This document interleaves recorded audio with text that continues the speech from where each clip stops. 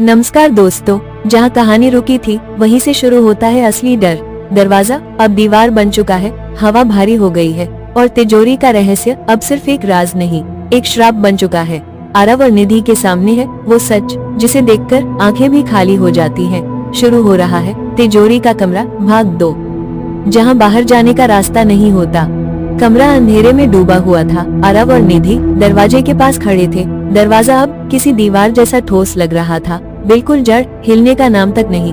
कमरे में हवा भारी और सर्द होती जा रही थी, सांस लेना मुश्किल लग रहा था। फिर अचानक एक धीमी आवाज आई, जैसे कोई बहुत दूर से बोल रहा हो, तिजोरी में जो था अब तुम हो।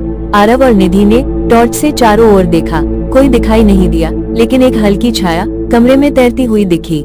ना सिर था ना शरीर, सिर्फ एक धुंध जो धीरे धीरे पास आ रही थी।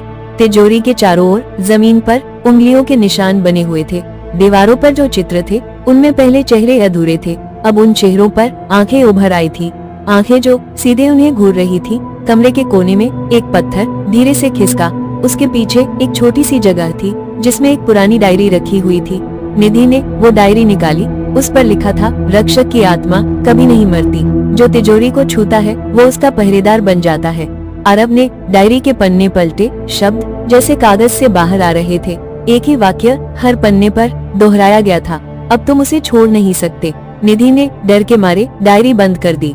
उसने आरव की ओर देखा, उसकी आंखें खाली हो चुकी थी, जैसे वो अब कुछ देख ही नहीं पा रहा था, या फिर बहुत कुछ देख चुका था। सबसे अजीब बात, आरव की परछाई अब उससे अलग होकर हिल रही थी और धीरे धीरे निधि की ओर बढ़ रही थी। निधि पीछे हट गई, उसने आरव को पुकारा पर वो कुछ नहीं बोला, बस जाकर तिजोरी के पास बैठ गया। उसकी आंखें अब चित्रों जैसी बन चुकी थी, शून्य, ठंडी और पहरेदार जैसी।